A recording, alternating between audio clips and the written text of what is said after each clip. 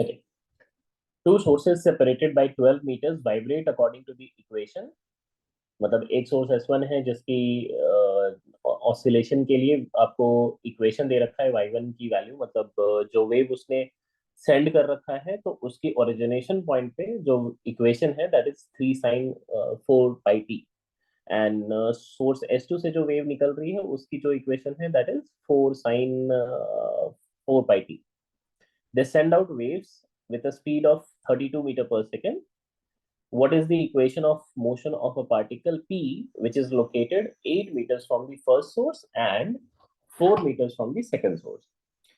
सबसे पहली चीज है कि अगर आप स्टैंडर्ड वेव इक्वेशन को अगर आप ध्यान करोगे y as a function of x and t, तो अगर आप इसकी इक्वेशन लिखते हैं तो a sin omega t minus of kx लिखते हैं, जहां पे आप कहते हो कि अगर x डायरेक्शन में अगर वेव ट्रैवल कर रही है तो जितना डिस्टेंस उसने ट्रैवल किया है उसकी वजह से फेज में ड्रॉप मिलता है कितने का, kx का मिलता है। तो ये एक इंपॉर्टेंट बात आपको ध्यान रखनी है कि जो फेज एंगल होती है वो डिक्रीज करती है in the direction of propagation of wave. तो वेव जिस तरफ भी जा रही है उस डायरेक्शन में जितनी डिस्टेंस आपकी वेव ट्रैवल करेगी उतने से आपका जो फेज है वो ड्रॉप कर जाएगा, सीधे से बात यही है। तो अगर मैं सोर्स S1 के लिए अगर देखूं तो उसके सोर्स उस सोर्स से जो वेव को ट्रैवल करना है जो डिस्टेंस वो कितने का दे रखा है उसने, 8 मीटर्स का दे रखा है। और दूसरी तरफ से जो डिस्टेंस दे रखा है आपको वो दे रखा है उसने 4 मीटर्स का दे रखा है।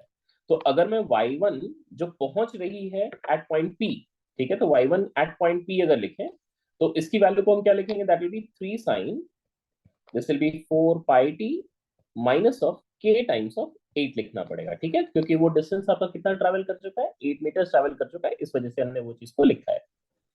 अब यहाँ पे k की वैल्यू हम निकालना बहुत मुश्किल काम नहीं है। k की वैल्यू कितनी होगी, 2 पाई बाय लैम्डा होगी।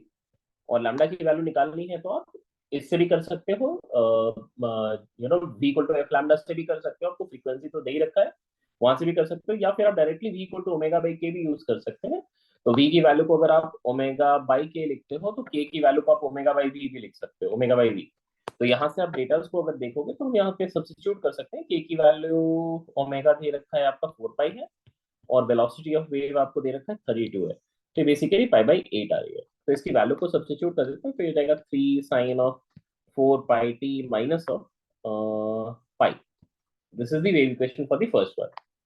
फिर सिमिलरली सेकेंड वाली वेव से जो डिस्टर्बेंस पहुंच रही है पॉइंट पी पे, इसकी वेव इक्वेशन हो जाएगी 4 साइन, ये हो जाएगी 4 pi t and minus of के, अगेन ये है पाई बाई 8। एंड इसके साथ आपका जो डिस्टेंस वेव ने ट्रैवल किया है वो कितना है, दैट इज बेसिकली 4 मीटर्स, तो यहाँ पे 4 सब्स्टिट्यूट करेंगे। अगर आप नोटिस करोगे तो यहाँ पे पाई बाई 2 आ रही है, so this is basically 4 sine of 4 pi t minus of pi by 2 आ रही है।